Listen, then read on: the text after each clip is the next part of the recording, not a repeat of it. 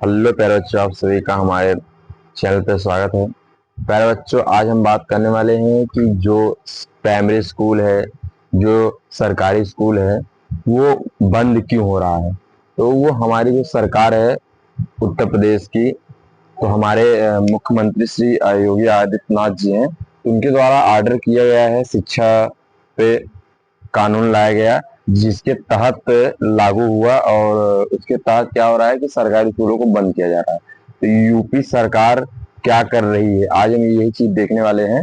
UP सरकार क्या कर रही है, मतलब जो ये गवर्नमेंट स्कूल है, जो प्राइमरी स्कूल है आपके गांव में, आपके जो गांव के स्कूल है, वो बंद क्यों हो रहा है। तो यूपी में इन दिनों सरकारी स्कूल का सर्वे चल रहा है। मतलब स्कूलों में सर्वे मतलब जांच चल रही है।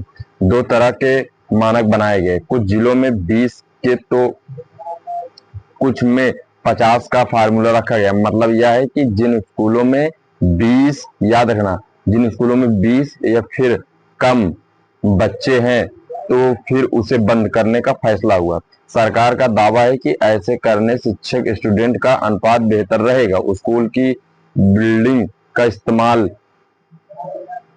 किसी और काम में किया जाएगा। पर अखिलेश ने तो इसे बहाने नई राजनीतिक शुरू कर दी। वे ये माहौल बनाना चाहते हैं कि हर हार के डर से बीजेपी गैर कानूनी काम कर रही है। अब इसका मतलब समझिए कि कहने का क्या मतलब है। देखिए, जो हमारी मुख्यमंत्री हैं, सीएम हैं, तो वो योगी आदित्यनाथ जी हैं। तो वो जो प्राइमरी स्कूल है उसको बंद करने का आदेश दीजिए कि जिस स्कूल में 20 से कम या 50 से कम, मतलब उन्होंने लिमिटेड रखा कि 50 से कम अगर किसी भी स्कूल में बच्चे हैं, सरकारी स्कूल है, प्राइमरी स्कूल है, तो उसे बंद कर दिया जाए। क्योंकि वहां पर जो मास्टर हैं वो 85 लोग को पढ़ा रहे हैं।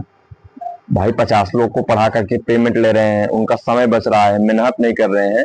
तो वैसे स्कूल को बंद कर दिया जाए और जो वहां का जो गांव में स्कूल बना है, प्राइमरी स्कूल मिडिल बना है, उसको यूज में लिया जाएगा।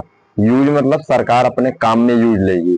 अब जैसे हो सकता है कि सरकारी कर्मचारी को वहां रखे, हो सकता है गांव में काम करने वाले प्रधान के जो लोग होते हैं उनको रखे, तो वो किसी भी काम में उसे यूज करेगी। उस स्कूल को बंद करके वहां मतलब पढ़ाई बंद हो जाएगा और जो बिल्डिंग बनी है, जो वहां स्कूल बना है, उसमें सरकारी कुछ काम चलेंगे जो सरकार तय करेगी। अब यूपी में योगी जी ने क्या किया, आदेश दे दिया है कि जांच किया जाए कि किस किस स्कूल में कम बच्चे हैं। अब आप कहेंगे कि अगर स्कूल बंद हो जा रहा है तो वहां के मास्टर कहाँ जाएंगे, या वहां के बच्चे कहाँ जाएंगे। तो सरकार कह रही है कि सब लोग अब आजकल प्राइवेट में डाल रहे हैं, बच्चे को पढ़ा रहे हैं, तो बच्चे को पढ़ाएंगे प्राइवेट में, और हम जो वहाँ के मास्टर हैं उसे उस स्कूल में रखेंगे जहाँ जिस प्राइमरी स्कूल में, जिस गांव के स्कूल में, सरकारी स्कूल में बहुत ज्यादा बच्चे हैं। तो वहाँ टीचर की ज्यादा मेहनत हो रही है, टीचर वहां पर कम पढ़ रहे हैं, तो वहां पर टीचर को, उन टीचरों को जिस स्कूल से बंद किया जाएगा उन टीचरों को वहां ट्रांसफर किया जाएगा, वहां भेजा जाएगा। यूपी सरकार ने कम बच्चे वाले प्राइमरी स्कूल को बंद करने का फैसला किया है। इस सरकारी स्कूल का मेजर बताया जा रहा है कि इस फैसले के लागू होने से यूपी में करीब 5,000 स्कूल बंद हो सकते हैं। बंद होने वाले स्कूलों के बच्चे जुलाई महीने से नजदीक स्कूल से पढ़ाई करेंगे। ऐसे स्कूल के टीचर, शिक्षक और मित्र अनुदेशक भी उसी स्कूल में प्रवेश लेंगे। अब इसका मतलब समझिए कि सरकार कह रही है कि जो ये मतलब जुलाई आ गया है, तो जब ये स्कूल चलने का समय आ गया है तो इस समय ही आदेश दिया जाएगा स्कूल बंद करने का। और लमसम माना जा रहा है कि 5,000, कितना, 5,000 स्कूल बंद करने का आदेश आ गया है। और अगर 5,000 से ज्यादा है तो यानी कि लगभग लिमिटेड में, मतलब कम से कम 27,000 स्कूल ऐसे बंद हो सकते हैं। ठीक है, 27,000 ऐसे स्कूल बंद हो सकते हैं। 27,000 स्कूल बंद होने की संभावना है, जिसमें से 5,000 अभी स्कूल बंद हो चुके हैं जांच के द्वारा, सर्वे के द्वारा। और अभी जो मतलब सरकार कह रही है कि 27,000 स्कूलों को बंद करना है, ऐसे ही जो स्कूल चल नहीं रहे हैं। तो अभी सर्वे हुआ, जांच हुआ, 5,000 स्कूलों को अभी तक बंद किया गया है। और अभी जो कितना अभी बचा हुआ 21,000 स्कूल, तो 21,000 स्कूलों को भी बंद किया जाएगा। तो ये जानकारी आपको मिल गया है। 2000 अब जो मास्टर वगैरह हैं, जो टीचर वगैरह हैं, अब उनकी गलती नहीं है, गलती सरकार की है। देखिए टीचर हैं, वो वहां पढ़ा रहे हैं, देख सकते हैं कि जो प्राइमरी स्कूल है, जो सरकारी स्कूल है, वहां पर इतना सारे कागज के काम दे दिए जाते हैं कि उसके लिए एक टीचर निजी होना चाहिए, लेकिन वही टीचर पढ़ा रहा है, वही टीचर डॉक्यूमेंट्स रेडी कर रहा है, कागज वगैरह बना रहा है, तो वो उसमें मेहनत कर रहा है, उसमें समय जा रहा है, उसको इतना सारा जिम्मेदारी दे दिया जाता है रसोई का, पूरा क्लास का, कि वो बेचारा उसी में परेशान रहता है। अब दूसरा ये है कि सरकार अपनी नीतियां नहीं ला रही है नई नई कि बच्चे आए, तो क्या कर रहे हैं अब लोग, क्या है कि जब बच्चे इसलिए नहीं आ रहे हैं क्योंकि सरकारी जो योजनाएं हैं, जो सरकारी स्कूल है उसमें आ नहीं रही हैं, तो बच्चे पीछे हट रहे हैं।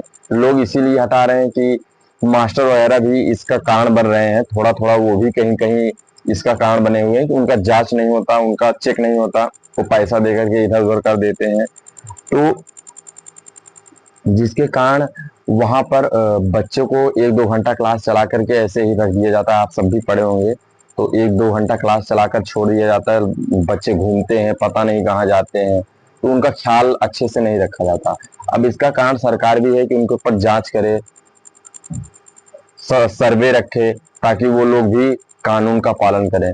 तो इसके कई कारण ऐसे हैं कि जिस वजह से बच्चे सरकारी स्कूल में जाना बंद कर रहे हैं, प्राइवेट स्कूल में अपना नाम डला रहे हैं। और आज के समय कोई गरीब नहीं है, सभी के पास खाने का डिजिटल मोबाइल सबके घर है, स्मार्टफोन सबके घर है, यानी कि कोई गरीब नहीं है। लेकिन सरकारी स्कूल में बच्चों का ना आने का यही मेन रीजन है कि वहां पर पहला कि टीचरों को बहुत ज्यादा कागज के बारे में सारी चीजें दे दिया जाता है, कागज वगैरह बनाने के लिए, उनमें उनका उनका समय चला जाता है, उसका लिखने पढ़ने में उनका।